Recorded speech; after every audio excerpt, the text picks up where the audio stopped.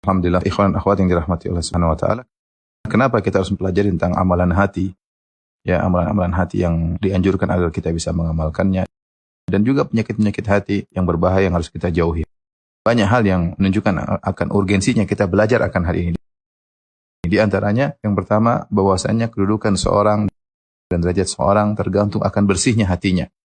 Oleh karenanya di antara doa Nabi Ibrahim alaihissalam, "Wala tukhzini yauma yub'atsun, yauma la yanfa'u malun wala banun illa man atallaha biqalbin salim." Kata Nabi Ibrahim, "Ya Allah, jangan kau hinakan aku pada hari di mana mereka dibangkitkan. Hari tidak bermanfaat harta dan anak-anak kecuali orang bertemu dengan Allah dengan hati yang selamat." Oleh karena Nabi Ibrahim alaihissalam bertemu Allah dengan hati yang selamat. Kata Allah Subhanahu wa taala dalam ayat yang lain, "Wa inna min syi'atihi la Ibrahim idh jaa'a rabbahu biqalbin salim." Dan di antara golongan yang Nabi Nuh alaihissalam adalah Ibrahim. Tatkala dia datang bertemu dengan Allah dengan hati yang bersih. Dan ini juga ditegaskan oleh Nabi sallallahu alaihi wasallam dalam hadis Abdullah bin Amr bin Al-As, "Qila li Rasulillah." Ditanyakan kepada Rasulullah sallallahu alaihi wasallam, "Ayyun nasi afdal?" Ya Rasulullah, siapa orang yang paling afdal? Jadi sahabat bertanya tentang orang yang paling afdal. Mereka ingin tahu siapa orang paling afdal agar mereka bisa menjadi orang tersebut. Kita tahu pertanyaan-pertanyaan sahabat kepada Nabi bukan hanya untuk wawasan, tapi untuk mereka amalkan. Karena ini banyak dalam pertanyaan-pertanyaan sahabat ya. Amal yang terbaik, amal yang paling dicintai oleh Allah. Sekarang ditanyakan manusia mana yang paling afdal. Maka Nabi menjawab, perhatikan jawaban Nabi SAW. Kullu makhmumil qalbi saduqil lisan. Yaitu seorang yang disapu hatinya, yaitu dibersihkan hatinya, dan jujur lisannya.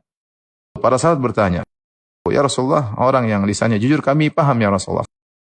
Apa yang dimaksud dengan hati yang dibersihkan, yang disapu ya?" Maka Nabi menjelaskan maksudnya makhmumul qalb adalah huwa taqiyyun naqi, yaitu hati yang bertakwa, yang bersih. La ithma fihi, tidak ada dosa dalamnya, wala baghya, tidak ada melampaui batas, wala ghilla, tidak ada kedongkolan, wala hasad, tidak ada kedengkian. Hati yang bersih. Ya, inilah manusia yang paling afdal di sisi Allah Subhanahu wa taala.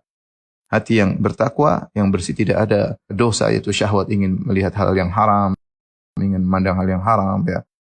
Kemudian tidak ada melampaui batas, yang sombong dan yang lainnya, tidak ada kedongkolan dan tidak ada hasad. Ini orang yang paling afdal di sisi Allah Subhanahu wa taala. Oleh karena dalam hadis Nabi sallallahu alaihi wasallam mengatakan, "Innallaha la yanzuru ila suwarikum wala ila ajsamikum, walakin yanzur ila qulubikum wa a'malikum."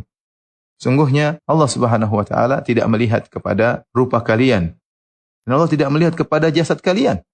Artinya apa? Nabi menjelaskan bahwasanya bukan itu barometer Allah dalam menilai derajat seseorang.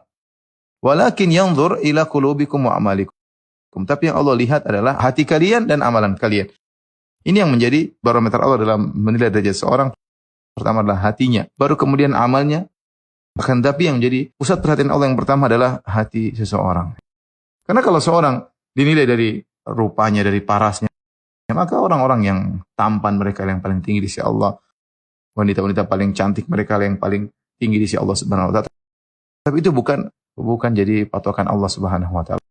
Betapa banyak orang-orang mulia yang ternyata misalnya mereka adalah budak seperti Bilal bin Rabah ya.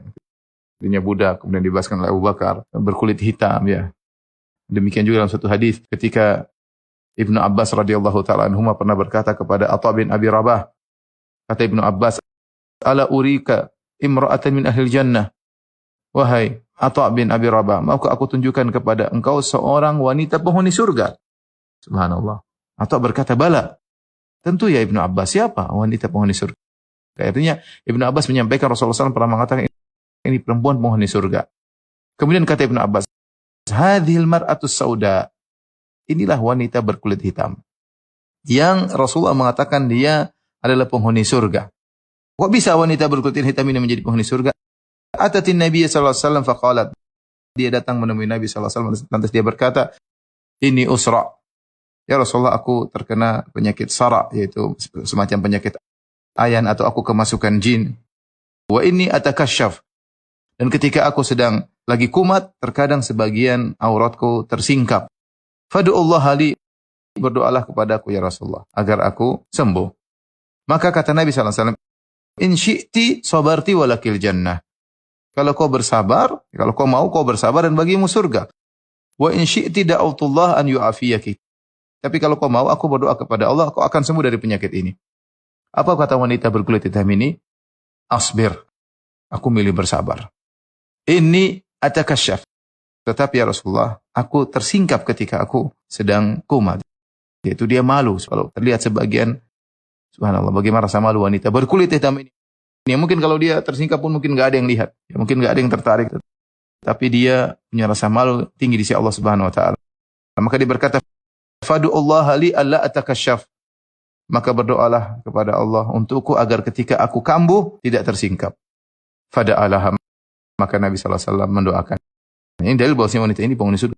Dia lihat dia berkulit hitam, terkena penyakit. Tapi apa yang membuat dia masuk surga? Membuat dia mulia Allah? Dia punya amalan hati, sabar. Oleh karena ini peringatan kepada ikhwan-ikhwan dan akhwat yang terlalu perhatian terhadap penampilan zahirnya. Itu bagus, tidak ada masalah. Tapi lupa dengan perhatikan hatinya. Kita memperhatikan amalan zahir, penampilan zahir, casing kita perhatikan. Tapi yang lebih utama kita perhatikan isi hati kita. Isi hati kita yang paling penting, karena itu yang menjadi barometer penilaian Allah Subhanahu wa Ta'ala.